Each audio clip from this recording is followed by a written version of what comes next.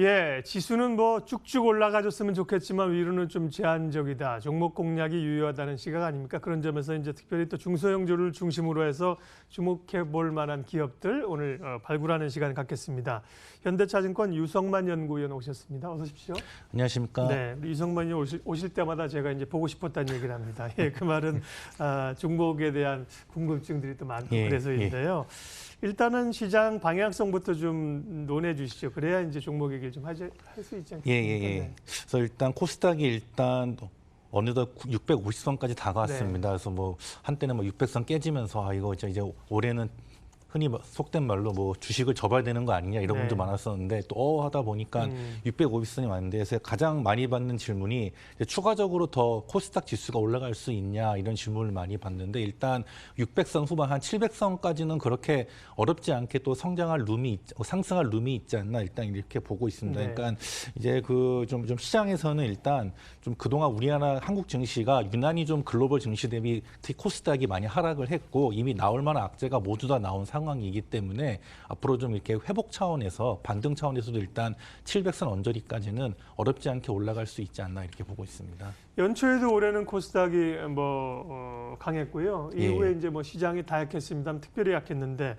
연말 되면 그 대주주 매각차익 요건 때문에 몇 년 동안 계속 약했거든요. 예. 그런 요인들은 좀 있지 않습니까? 예, 그래서 이제 그런 질문도 많이 받는데 최근 한 2, 3년 동안 뭐 네. 그런 대주주 요건 때문에 연말 코스닥이 안 좋았다 그러는데 정확히 말씀드리면 이제 더 이상 그 코스닥 그 대주주 요건 때문에 팔 물량은 다 이미 작년, 재작년에 다 이미 나왔고요. 네. 단 이제 연말이 되면 이제 그 요건을 넘지 않기 위해서 좀 추가적으로 강한 매수세가 들어오기는 쉽지 않은 상황입니다. 이제 네. 그런 거는 있지만 그래도 원체 좀 코스닥이 이렇게 낙폭이 과대했기 때문에 예. 또 충분히 반등 차원에서 한 700선 정도까지는 충분히 상승 가능하지 않나 이렇게 보고 있습니다. 네.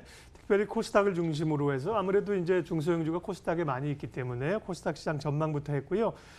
주요 섹터에 관한 얘기들 투자 아이디어 찾아보겠습니다. 또 우성만 의원께서 주로 이제 담당하시는 섹터 가운데 미디어 엔터 이런 쪽 많이 보시는데요. 미디어 콘텐츠들도 부진했는데 예. 정부가 또 콘텐츠 사업에 투자하겠다는 얘기 또 가격 매력이 좀 생긴 것 이런 것들로 해서 관심이 꽤 있습니다. 예, 그래서 최근에 미디어 콘텐츠주 주가가 좀 주목받는 이유가 말씀하신 대로 일단 정부 차원에서 강하게 미디어 콘텐츠주 관련된 이런 지원을 하겠다는 정책적인 지원이 있고 두 번째가 이제 뭐 주요 이동통신사나 이런 미디어 콘텐츠사, 뭐 OTT사들이 이렇게 합종 연행을 하면서 이렇게 좀 이쪽을 이렇게 키우다 보니까 그에 관련 아무래도 이렇게 OTT나 이런 플랫폼이 강화되면 그에 따르는 콘텐츠 수요가 증가하기 때문에 그게 있고요. 그리고 내년도에 이제 월트 디즈니의 이런 관련된 회사인 디즈니 플러스가 본격적으로 한국을 비롯한 아시아 시장에 진출을 합니다. 그럼 당연히 디즈니 플러스가 기존 넷플릭스에 맞먹는 파괴력을 가질 텐데 그럼 또 그에 따른 콘텐츠가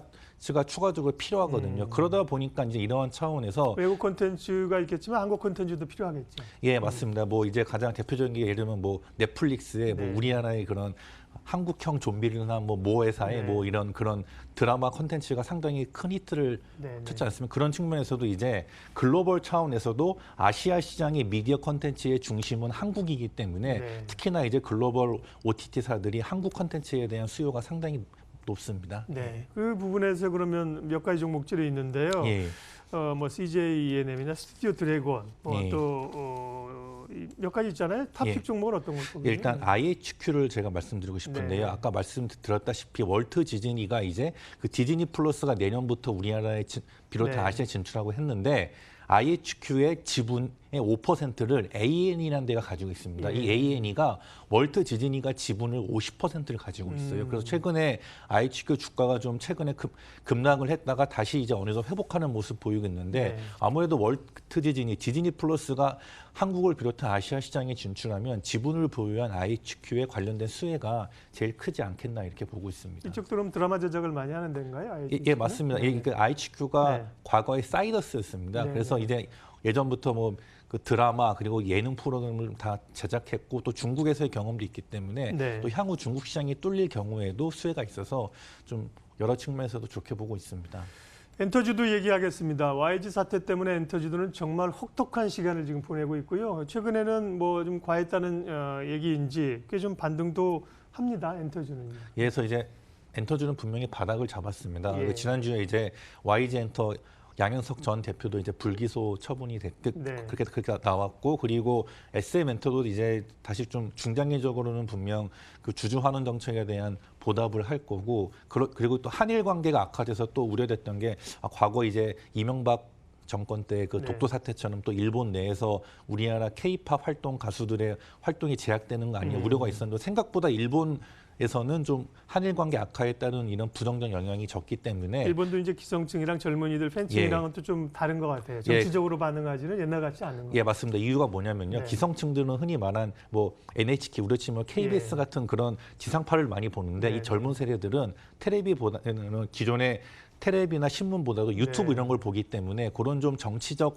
이슈에 좀 예. 덜 민감합니다. 그러다 보니까 이제 영향이 적어서 이제 엔터주도 좀 바닥을 잡고 다시 지금 반등하는 모습 보이고 있습니다. 엔터주 가운데는 어느 쪽이 조금 더 일단 강해 역시나 보입니까? JYP 엔터입니다. 기본적으로 트와이스 비롯한 아티스트들의 그 활동이 증가하고 있고 네. 거기다가 있지를 비롯한 신인 그룹 그리고 올해 일본에서 니지 프로젝트나 내년도에 중국에서 현지 보이그룹 대비 그리고 또 타 경쟁사 대비 좀 이런 외부적인 이런 이슈가 없기 때문에 예. JYP가 좀 가장 차별화되고 실적 측면에서도 가장 탄탄하지 않나 보고 있습니다. 웃을 수가 없었는데 좀 같이 빠졌잖아요. JYP가. 예. 그래서 올라오는 것도 강하게 올라옵니다. 예. JYP. 카지노 관련주 파라다이스 얘기 또 많이 예. 합니다. 예. 그래서 최근에 보면 일단 카지노주가 중국인 VIP들이 좀 많이 증가하고 있습니다. 네. 일단 기본적으로 그 최근에 홍콩 사태 때문에 마카오 카지노 시장이 좀 부진하다 보니까 그런 것도 크지는 않지만 간접적으로 네. 있고요.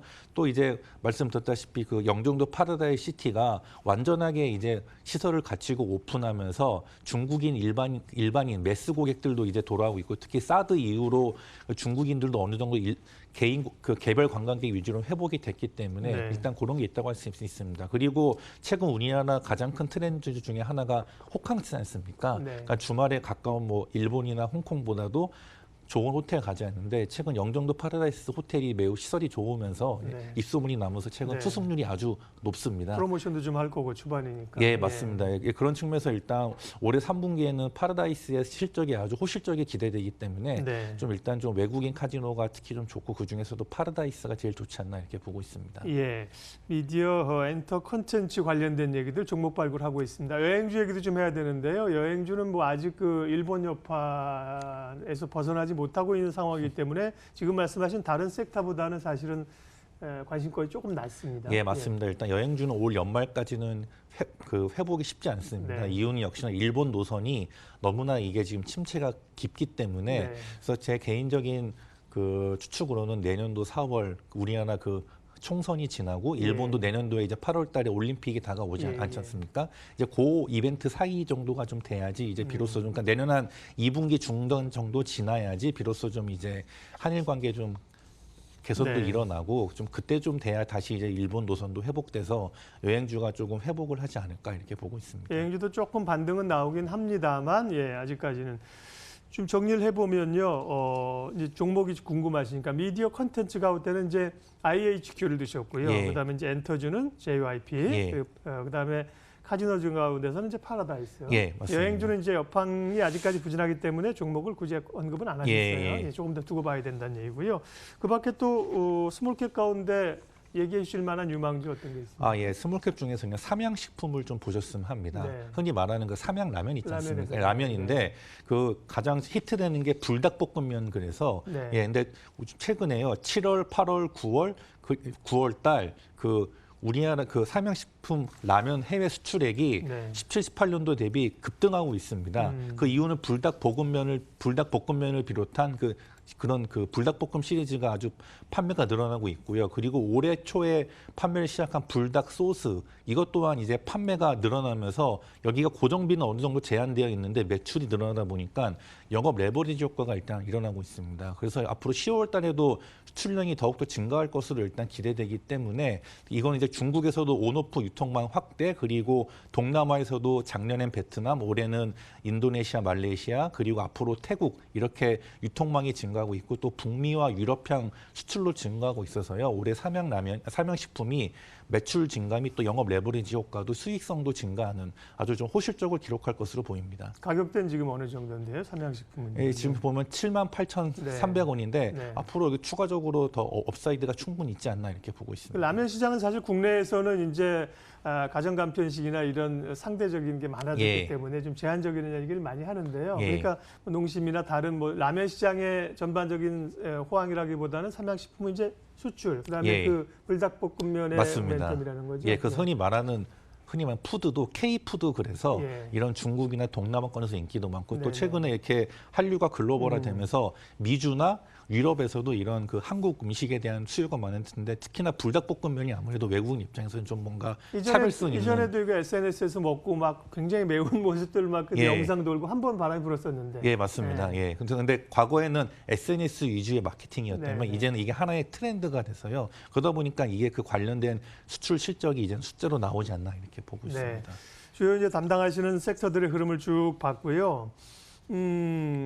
또 시장에서 전반적으로 이제 관심 있는 것들은 최근에 이제 뭐 5G라든지요. 예. 그리고 이제 사실 또 뭐 결제 관련 것들도 이제 패러다임이 좀 바뀌고 예. 있고요. 뭐 그런 것들인데 그런 섹터들은 다 담당하신 섹터 아닙니다. 아닌가요? 물론 하고 있습니다. 그래서 네네. 최근에 일단 역시나 5G는요. 네네. 앞으로 계속 트렌드가 되고 있었는데 단 이제 좀 시장에서 보고 있는 게 뭐냐면은 5G에서 최근에 오른 게 관련된 안테나, 중계기 이런 쪽으로 그렇죠. 네. 올랐지 않습니까? 그래서 네. 대표적인 게 뭐 KMW 이게 네. 그래서 뭐 올 초 대비 뭐 작년 말 대비 한 6배 이상, 6배, 예. 이상 올랐는데 그래서 최근에 좀 보는 게 5G 중에서도 이제는 그 스마트폰 관련된 5G. 그러니까 지금 우리 스마트폰이 이제 뭐 5G 주변에 죠. 이통사 보시면 스마트폰이 그 4G 폰에서 5G 폰으로 점점 바뀌고 있지 않습니까? 네, 네. 흔히 말하는 마이그레이션, 세대 교체가 되고 있는데 그러면 주요 스마트폰들이 5G로 변하게 되면 과연 이게 어떤 게 좋아질 것인가, 어떤 종목이 수혜가 있을 것인가 이런 것에 대해서 지금 시장에서